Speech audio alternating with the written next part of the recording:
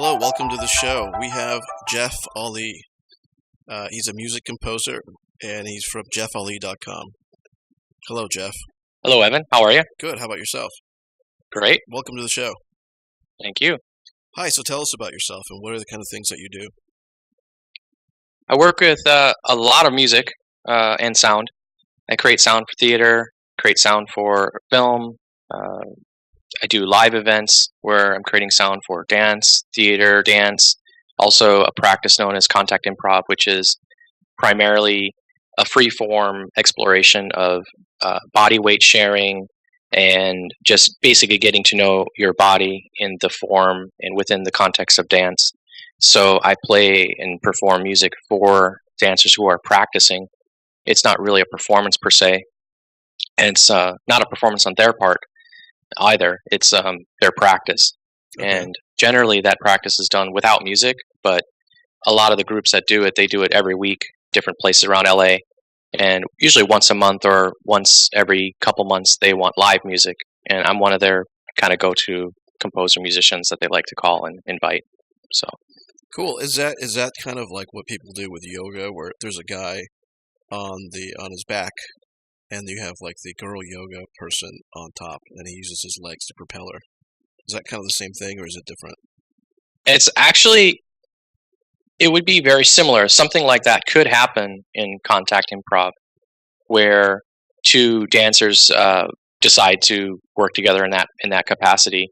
So usually it's less acrobatic in nature I see. because, but some of the dancers are very advanced and they know each other. So it's always um, like in a yoga context, for example, the person who is being lifted has to really surrender to the person who's lifting them, I and see. it would be extremely on the part of the lifter.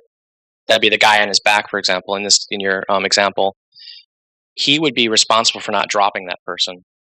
Whereas in contact improv, the first rule is you take care of yourself. So you wouldn't allow yourself to be lifted unless you were prepared to fall. Obviously, you wouldn't let someone lift you unless you knew they weren't going to drop you as well. So it's getting to Right. know each other over time, you know. But the sort of the responsibility is more on the individual and how they interact with everyone else. But the same thing could happen. Like visually, you could end up seeing the same sort of thing, um, but for a different reason. Whereas in yoga, it might be about stretching and release, extending the myofascia. Whereas in contact improv, it may be those things as well, but it's more of an exploration of that person moving Right. their movements. So I've known you for a long time. When did you get into this, and why does this interest you? Well, let me think. I don't know the exact year, but even before I met you, I had my first experience with contact improv, Okay.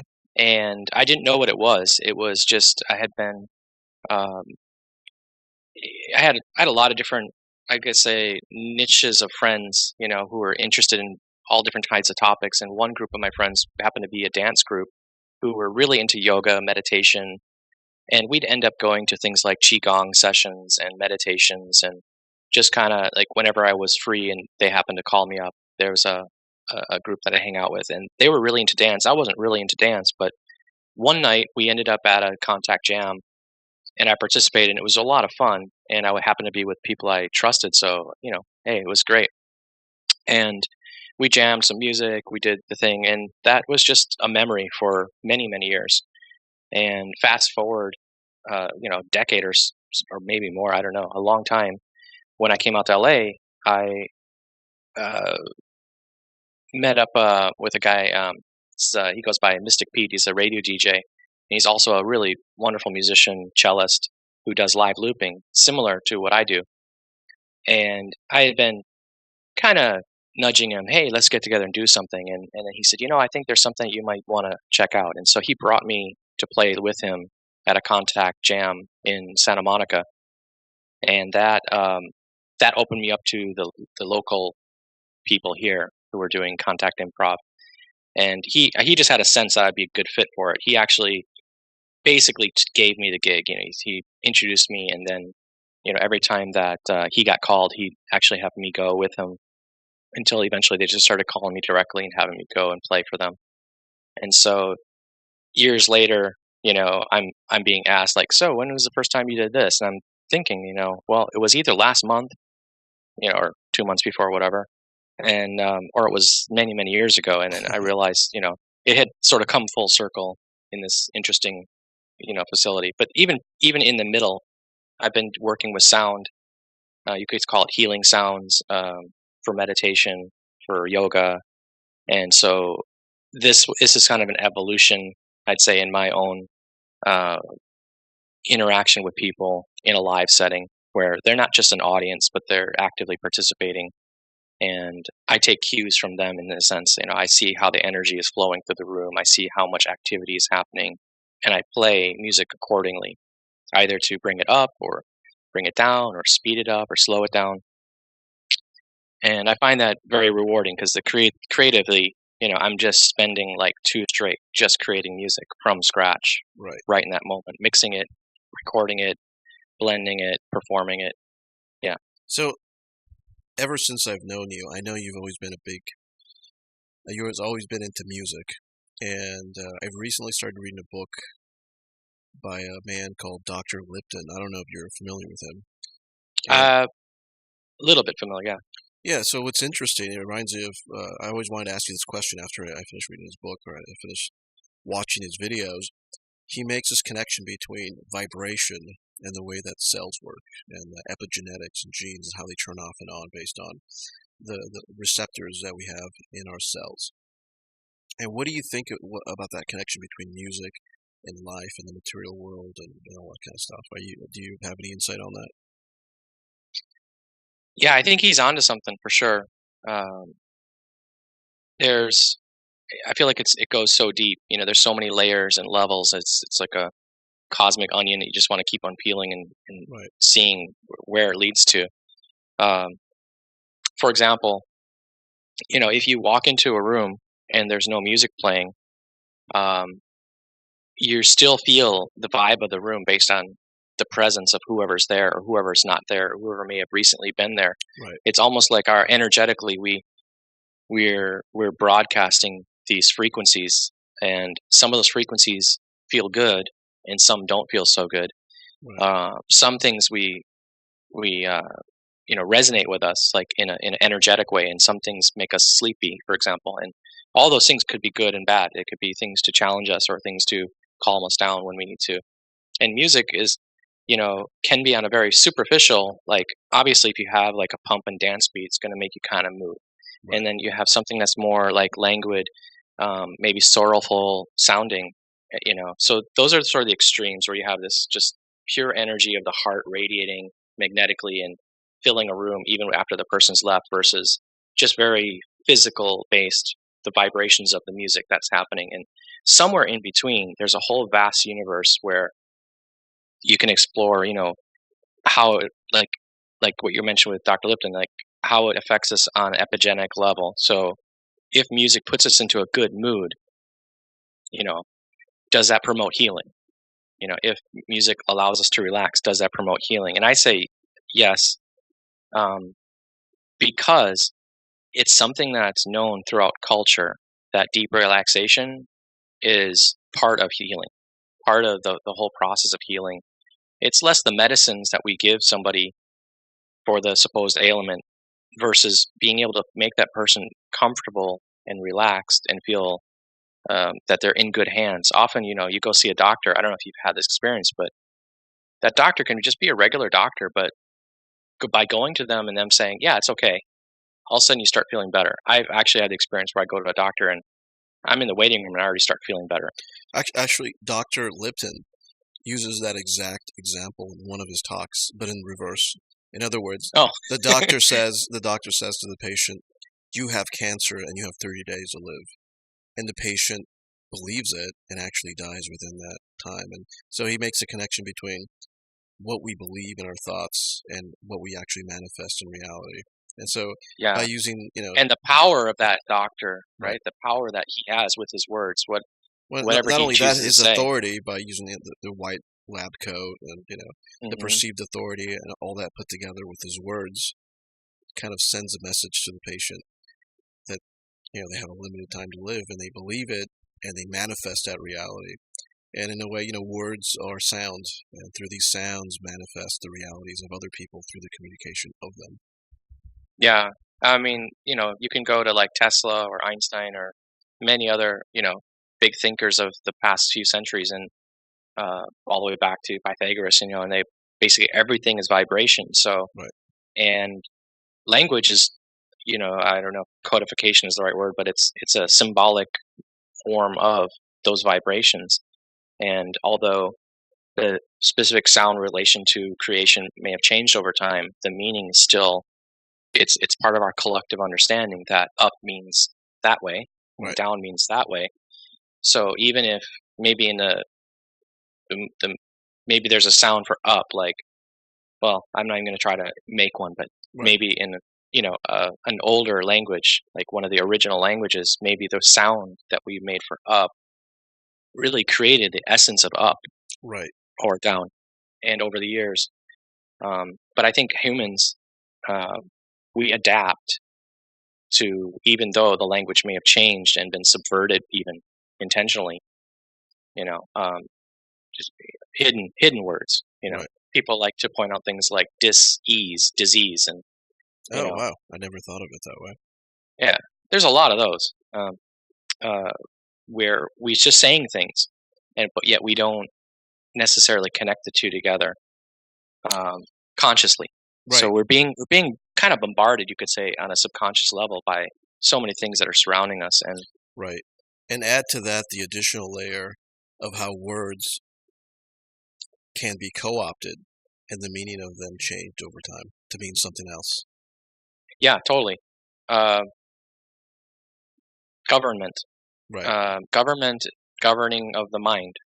So we think of government as sort of a utilitarian, like a utilitarian function. Like, Right. okay, we need somebody to manage sweeping the streets and making sure the water is flowing and providing basic security if people really go out of bounds. And so collectively we say, yeah, we should have a government and we'll elect some people to manage that and we'll all contribute some money to it. Um, begrudgingly, but we will, pay our tax Right. and there we have, government and then but we don't realize that all along it's been, basically a mind control. Right.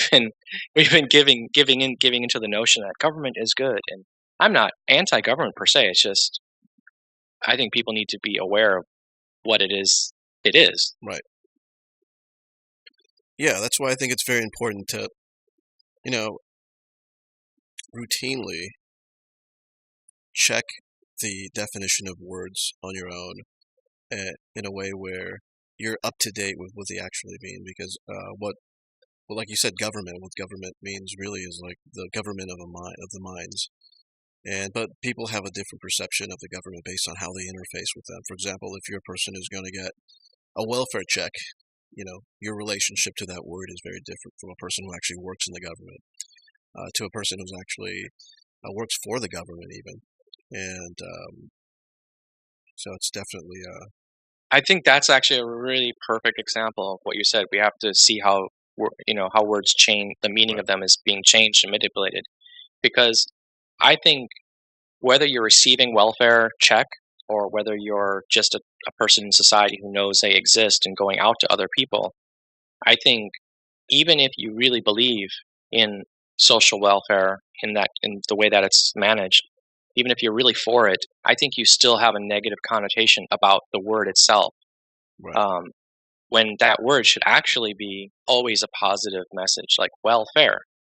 You know, right, I mean, it shouldn't have any negative connotation, but over the years, it sort of has, and I don't think it's been only because of the people who are against welfare perception. I right, mean, per se, I think it's collectively, it's been manipulated, um, or just sort of the connotation has become so thick with, oh, somebody who can't take care of themselves, right, oh, somebody down on their luck, and then we judge what that means or um, what they are instead of just seeing each person as an individual, you know, and yeah, but yeah. I mean, coming to it from a perspective as a software engineer, I kind of see words as placeholder variable names, right? So the word government or welfare is just like a placeholder for the meaning of something, and whatever that means is whatever the dominant idea of what that word means is. So it's almost like a variable that there's a variable that's reflected by other variables. In other words, you have a variable with a placeholder for a name or for a meaning, and then based on other variables, it reflects the meaning of what the placeholder is kind of being a placeholder for. If that makes any sense, kind of. Yeah, yeah. And I think that's a perfect example of why we always should go back to the original definition and the original epistemology. Gosh, I'm bad with words sometimes, but where does I that always word get come mixed up from? with that word. So the word that comes, where does it come from? It comes from some Greek, or it comes from some Latin, Right. or even if you can translate it to the original Latin that it comes from, even if it's not, a Latin-based word, but they know that that's where that word came from, and then Right. you go and you dig into it, and you see what that meaning is. Like government comes from, understanding the word government. You might just go over your head. Right. Government. We don't think of ment as mental, Right. or mind, but that's a really good example. But what I did grasp from what you said, it went a little over my head, but the part that is that it's relational, like it's contextual. So Right. what words are acting on that particular variable, which variables are acting on it in that given moment, Exactly. gives that variable its meaning and essentially helps it to realize its purpose in that moment or for that particular part of your program. Right. Right. So I'm going to try to hold this book up because it's kind of a. Oh wow. So the book is called The Yoga of Sound by Okay. Russell Paul. Amazing book. Why I had it handy was I wanted to share that I'm actually working on writing what is essentially a very extended chapter. This whole book is about sound, sound healing, sound yoga, nada yoga, um, and um, how it manifests in different practices. So he talks about different, you could say, sects of yoga that use sound in different ways, devotionally or meditatively. Well, it's all the goal is all of it's meditation in some capacity. Okay. But it's kind of like if you went to church and they were playing some very beautiful Bach, um, you know, um, very melodious. I mean, harmonically pleasing, relaxing music on the organ as you walk in, versus gospel, very upbeat music where people are it's call and response, and it's very energetic, and it's so you have like this sort of, it's all in the context of worship, you could say, but it's its external way is different. So he deals with that chapter by chapter, and also his own sort of realizations and discoveries about yoga and sound. And I came to really love this book, um, and I found that a whole book could be written on just his, I guess it's chapter 10. He has it labels Nada Yoga, which is basically sound yoga, and it's the point in where yoga will actually cross over into music, specifically the science behind the music. So in Western music, we have a language to communicate the meaning of music called music theory, but any music from throughout the world can be analyzed and sort of objectively um, understood through the study of music theory. Let me ask you one thing. If music can change people's mood, is it fair to say that music should be used in psychiatry to help with the therapy of people with mental illnesses?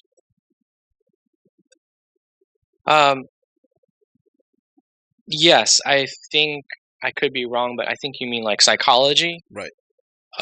Because psychiatry, I think they default to drugs. Right, but yeah. Right, but psychology is usually like talk therapy, yeah. things like that. But psychiatry, is usually where they administer drugs. Oh, okay, yeah, okay, okay. Yeah.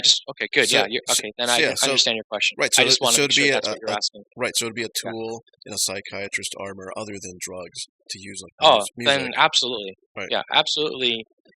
I would. I think that would be an amazing place to start because the simple fact is music will change the person's chemical. It does happen, and that is like I said, that's just on the very superficial level of change. It's very momentary. It's very like in the moment. You feel a beat, you want to dance. Right. It's close on that level. But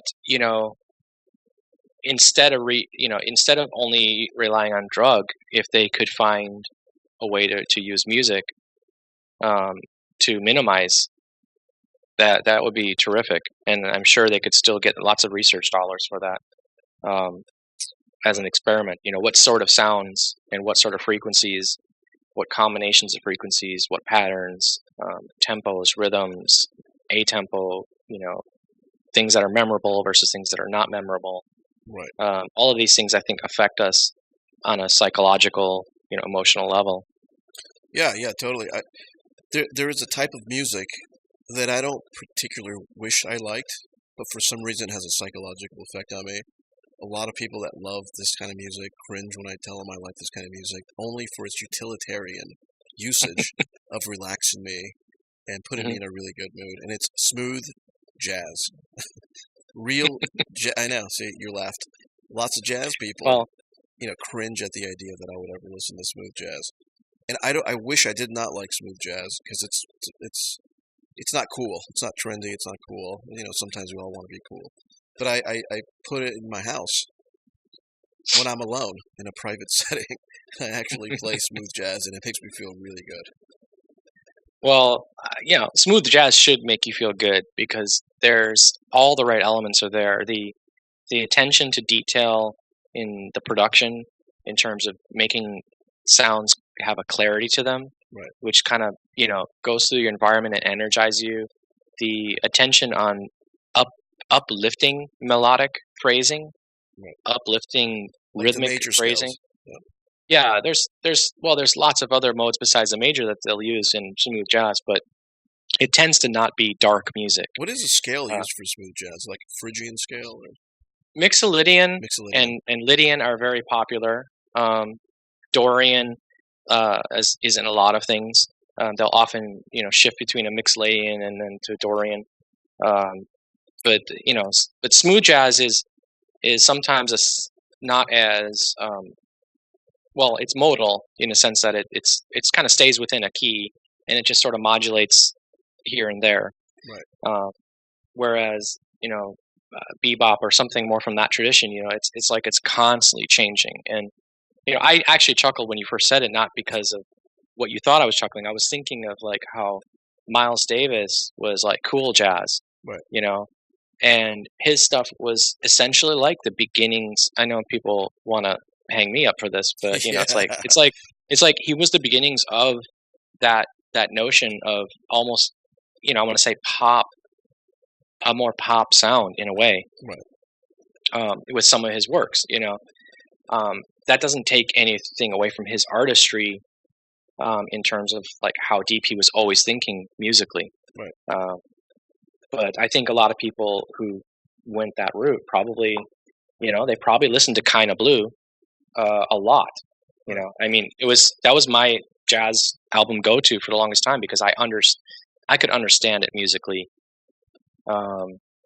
way better than, say Charlie Parker, who I love. But I can't play Charlie Parker. Hate to admit it, I can't. I can't play that kind of bebop style on guitar. My brain doesn't work fast enough. Right. And you're Los Angeles based, right? That is correct. Okay. Studio Village. Studio Village, is that what it's called? Yep. Where is that? It's in Culver City. Oh, Culver City. Okay. So we have Studio City near Universal, which is right. where all the big studios are, right. And then we have Studio Village because Sony and Culver Studios are right down the street from here. Right across the theater. Yeah. Yeah. There's another part of Culver City that has lots of studios. Do you know where Jefferson is back there? It looks kind of Yep. like an industrial area, but it's Yep. all been converted to like studios. Yeah. Yeah. Yeah. And also Google YouTube Studios just down the road. Just it's not technically in Culver City, as far as I know, but it's like right adjacent to Culver City, it's just down the road from here. Um, where they have a lot of things going on there. That's for sure. Cool. How do you like Got living there? Dolby down the road. I love it. Culver City is a wonderful place to live. It is. It's really beautiful. It is a beautiful place, definitely. So I've always wanted to ask you the question about, and it's the underlying theory behind epigenetics, the idea that we're not kind of like locked into what our genes are that are passed down from our parents, but through epigenetics or through behavioral changes, we could change how the genes are expressed, and a big component of that is sound. And what do you have to say about that? Yeah, it's an extremely fascinating topic, and I saw. I wish I could reference the exact creator of this video. Um, it's an animated version of how cells duplicate, and it goes down to the I guess micro or cellular. It goes all the way down to what the genes are doing when they need to replicate the DNA strand. And the animation looks like an assembly like factory, and it has all the workers and all the mechanics going on, and then it has these other really interesting characters that creep in that are basically error correction um, parts of the whole mechanics of this. And then there's even like there might be like one thing going along the DNA strand that's doing one operation, and then another one comes popping along, and it just sort of hops over the other one. And so this animation is meant to be a literal example. Like we can't see that small, but I guess the biologists understand it, Right. Are you talking and about it's when RNA replicates DNA through, and there's like yeah, right? something like that. Yeah, Okay. and so I bring that up because just being able to see it in that way, it makes you think like, wow, these are so small. Like, how can it not be that a sound wave or a light wave couldn't manipulate that in some fashion? Right. You know, either helping it along to stay, error free, or causing errors for that matter. So I wonder, it kind of because I'm interested in sound and how sound could be used in healing sense as Right. well. I mean, I've also read that the Earth creates a pulse that we as human beings cannot hear. Kind of like a dog whistles when you whistle at a dog through these special instruments. Only dogs can hear and humans can't. Apparently, the Earth creates a pulse that Do you happen to know like the frequency range of that pulse? Is it I don't, but I remember reading where the theory is that Earth creates a pulse, and that pulse is actually what animates our hearts and all the hearts on the planet, which would be kind of strange, and it wouldn't make sense because if it would be one pulse, that means all hearts would beat at the same time. And I don't know if hearts beat like in a different sequence than others, but it's an interesting theory. What do you think about that? I'd have to look it up more. Okay. I think there's definitely I'm almost sure there's a connection between the energetic aspect of our heart and the the Earth's own frequencies and resonances. I'm not sure if it's as one to one causal, like okay, it pulses at 60 Right. beats per minute and our heart beats at 60, Right. but that there's the underlying because think of it as a string. If you have a string and you strike the string, along that string it is many sub frequencies that are then divided, Right. right? And it's the quality and character and mix of all of them that gives us the sound of that. Oh, that's a metal string, or that's a nylon string, or that's a cello string, versus a bass string. Um, and any kind of instrument, that you can make noise with has a different timbral quality to it. So when we hear, What you did you know, say? Cambrel? timbral, Timbral. What does that mean? Like yeah. a tambourine? No, like the yeah, like the sound quality, like even a person's voice, like the difference between Kind of like your the voice and tone. my voice.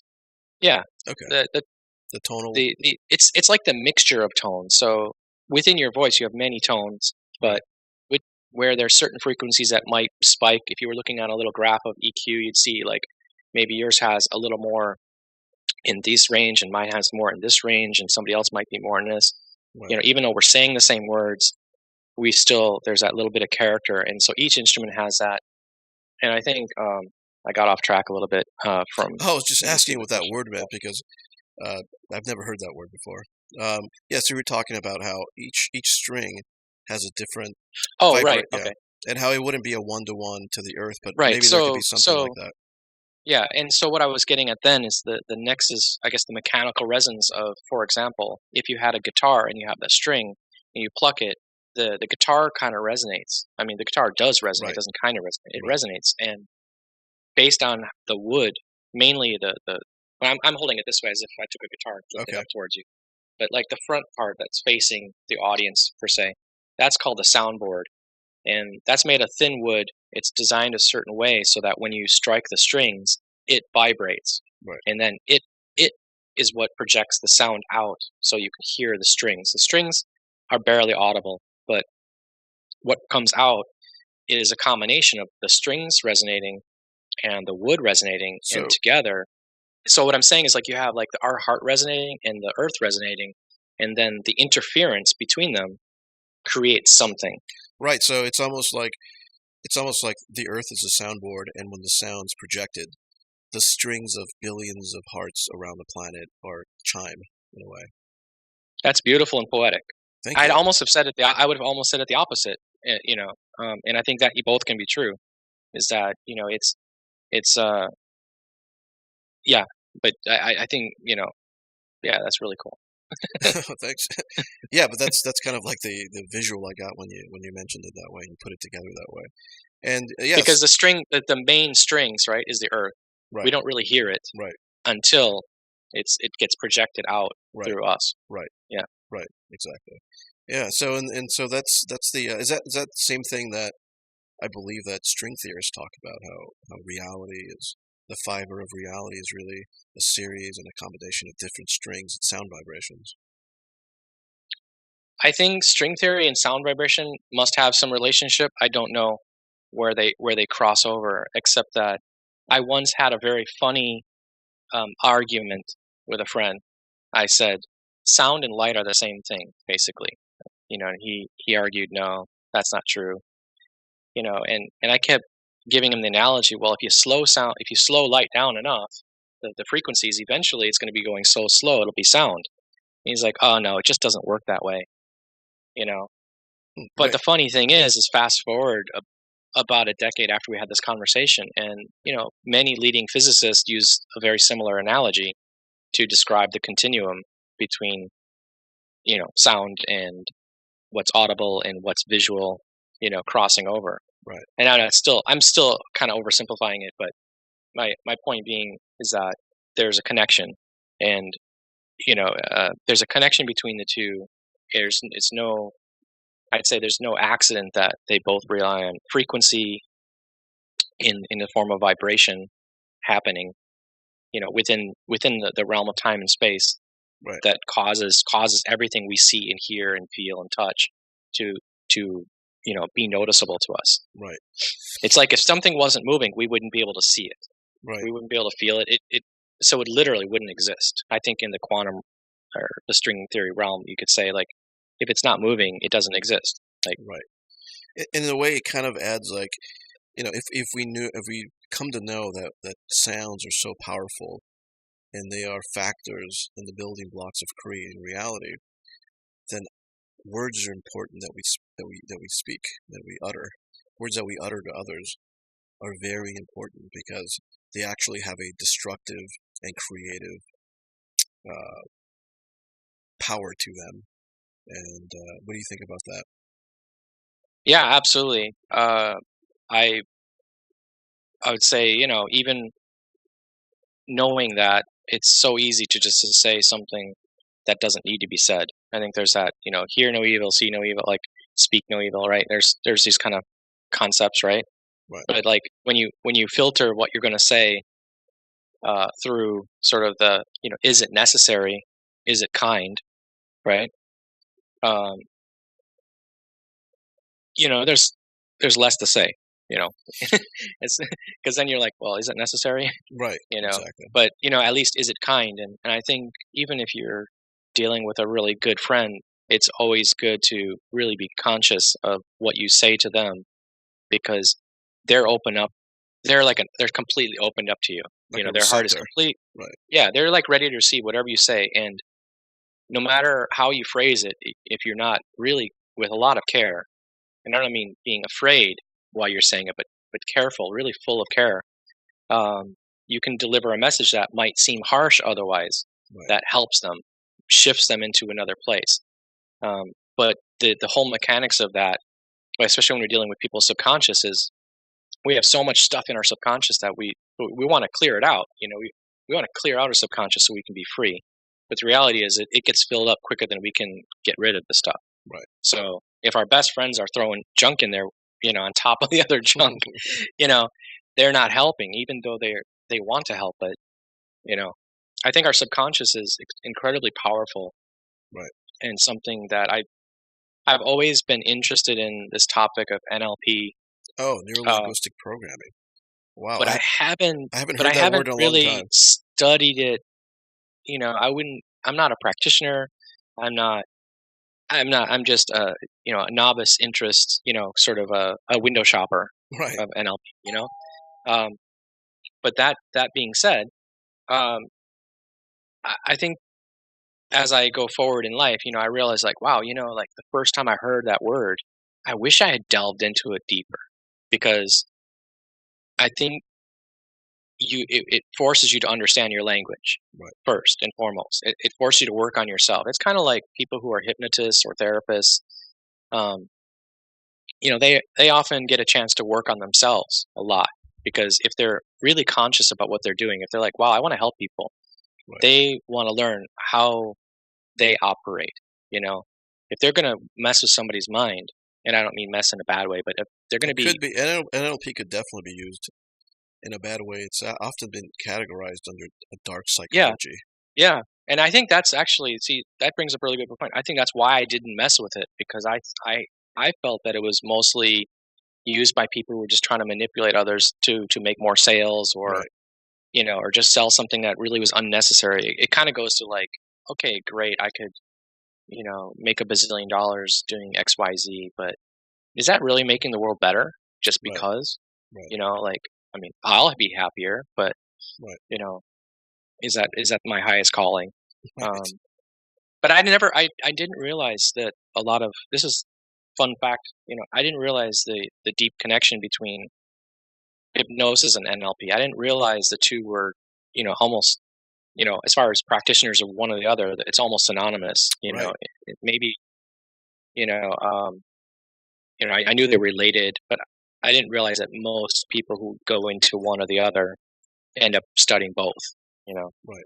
Yeah. I mean, I don't know too much about it, but I've read some of it, and it's definitely very fascinating technique.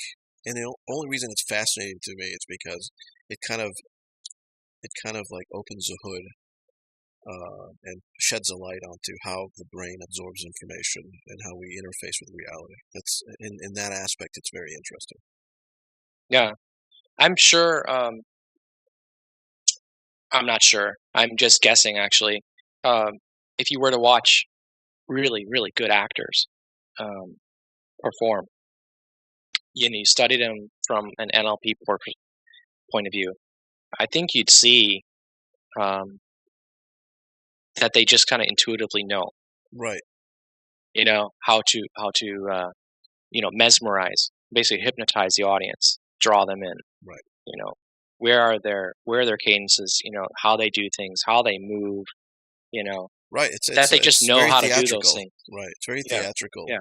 And But they do it in a way where it just looks so natural that we fall into the illusion that these characters are real on the screen. Whereas maybe somebody on the stage speaking, like, well, I hate to use Tony Robbins as an example actually, I because was he's thinking really about good. Tony Robbins too. Yeah, but people who fall into that, under him, across the board, who are on stage doing motivational speaking or Right. and similar self help, um, self-help is sort of a misnomer, right?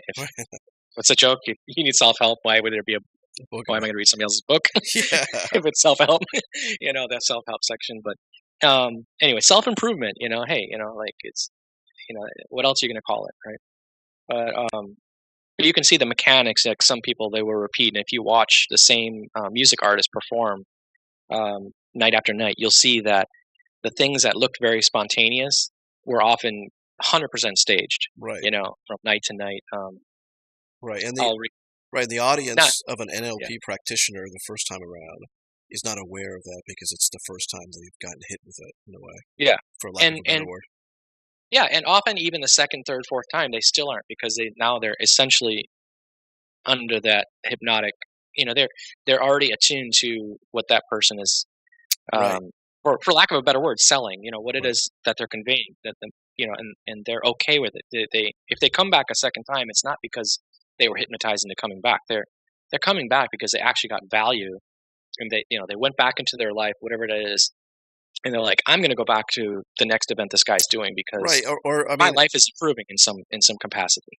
or you could even get even more Machiavellian and say that what they're selling, the NLP practitioner has suggested to them is of value, and they've changed their value hierarchy to want their product, to want his product, and then the person comes again.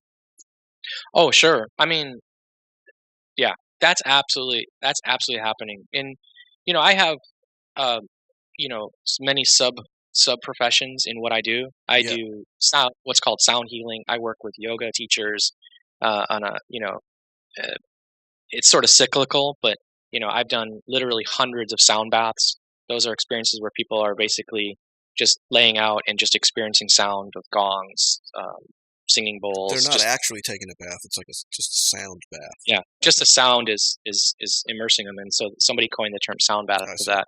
It's often in a yoga class at the end you have what's called shavasana, where you lay in what's called dead body pose. Literally, you just lie there in stillness, and so all the action movement, now you're sort of integrating it in the final posture, which is considered the most important posture. And ironically, many yoga studios, they do like shavasana for like 2 or 3 minutes or 5 minutes, and a lot of people, I've seen yoga classes where people don't even stay for shavasana, and it's like you're missing the best part. This is where your body relaxes, and you're just teeter on the edge of sleep, which I want to talk about maybe a little later when I get back to it. But what I was saying is I work in many professions, and one of them is also, since I'm a musician and composer and music producer, Yeah. I have to wear all these hats.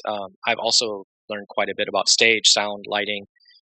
So I also work as a audiovisual technician. So I see and experience a wide range of events that I'm part of the production team putting on. And usually my role is very simply providing sound or the visual projection. I'm not necessarily creating the event. And so I'll be at these sort of high energy, motivational, business entrepreneur combo type of events. And so I see kind of the behind the scenes.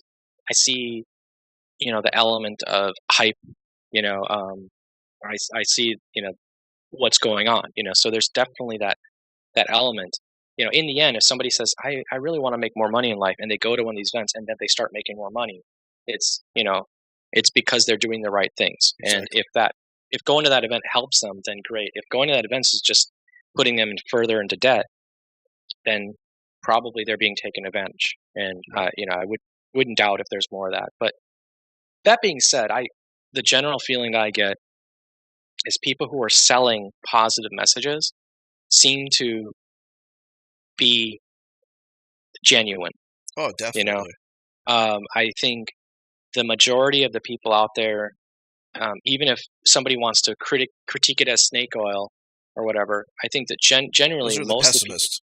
yeah, they're the real pessimists. But even if you look through the pessimist glass, you can see, but the results are good, and the person is not knowingly selling something that is not 100% true. It'd be like if I went up there and said, I don't know the science of epigenetics, I just know the concept. Okay. But if I went up on stage and said, you can heal yourself by thinking positively, And if I was able to convey that with a depth, like as if I was an expert, um, or not misleading people that I'm an expert, just giving them the confidence. Like Right. earlier session mentioned the doctor in the lab coat. Right. If somehow, Right. Projecting like yeah, authority on the yeah, subject. if somehow they just oh, that's true, and it resonated with them. And whatever I had to do in that production, if it was flashy lights and music and dancing and hugging, your neighbor, and it could be any mishmash of all the things you've ever seen at these events. But people went home and they started living a more positive mindset on it, and catching themselves when they were in negativity, and they actually lived a more vibrant life. Then okay, I didn't know what the heck I was talking about. I was just going by intuition. But Right. maybe that's part of it too, is that our intuitions need to be set loose, our and so yeah, so I was kind of going back and forth between the fact that I've seen, sort of, I don't want to say I haven't seen the dark side per se. I just seen like that, yeah, I mean Well, there's something behind the curtain right. No, well, that if revealed to the regular people. But I've right. been behind the curtain and I see how these people interact at No, these no. and they Right. interact beautifully with each other, Yeah. So in many cases. NLP is like a neutral tool, right? I mean, it could be used for good and bad. I mean, Yeah. like a gun. It could be used to defend yourself, or it could be used to like commit a crime. NLP, in a way, it's considered by pessimists to be a dark psychology, but it's really just a neutral tool that anyone could have access to, Yeah. and then help people out or help themselves out or anything. But yeah, no, like people like Tony Robbins or even before him, like Jim Rohn and others, definitely use that technique. I believe Tony Robbins even has like a lecture on that, and it's a pretty interesting subject for sure. Yeah. What I'm really amazed at is like I get the sense that a lot of the people who are high performers in the sense like they're able to attract a crowd through their hard work, they find time to study. Like they're always doing something to improve themselves, Right. and so much of it is related to the mind. Um, Willpower. yeah, I want to see. I'm thinking it's Dale Carnegie. I'm trying to think. Yeah, so There's Dale Carnegie was an industrialist, and he actually had he inspired lots of people to write books. Like there's a very famous book called Think think, and Grow Rich, yeah. and actually they have a chapter in there that talks about something called autosuggestion, Hmm. where in a way it's like where you kind of like NLP yourself, you neuro-linguistic program yourself through Yeah. incantations and repetitive meditations. And Yeah. so yeah, Carnegie definitely inspired lots of these authors for sure. And I, I I've stumbled upon. I have what do I have? Apple TV. I okay, have an Apple TV, and so sometimes it's just nice to just put YouTube on Apple TV just to get away from the computer, but I still want to get my random dose of information. yeah, And strangely, I don't know why. I mean, I know I'm not logged in, but somehow I'd get all these really cool videos popping up, and so I decided like I want to see how far YouTube can keep suggesting interesting things to me and find out if they end up suggesting the same kinds of things that my logged in version on my computer. Of course, they can track by IP and all those things too, so maybe it's not a mystery. yeah. But But it's a behavioral yeah, signature that their yeah, algorithms attached to. yeah, Yeah, yeah. So they show me something. If I watch it and I watch another one, then they kind of figure, oh, you probably like that. But I'm not actually liking anything because I'm not logged in. right. But things like uh, Dr. Lipton, Bruce Lipton came up. Things like the Dale Carnegie talks, things on NLP popped up, and a few other sort of related topics. And one of the um, one of the videos that I found very, I wish I could tell the title of it. I would recommend it to people to watch. It says something along the lines of do this for 30 minutes every day and it'll change your life. It's something titled something along that line. And it's a Dale Carnegie talk where he talks about a conversation he had with somebody else, and this other person was asked, "What's wrong, with men?" And of course, it's dated, because probably today people, "What's wrong with people?" But back when he was around, it was the male, household figure was the man was going off to work and the woman was home, taking care of the home, and so it said, "What's wrong with men today?" but it doesn't matter. If it's men and men means man, but they were talking men. Spent too much time on that, but mainly he's like, well, men don't think.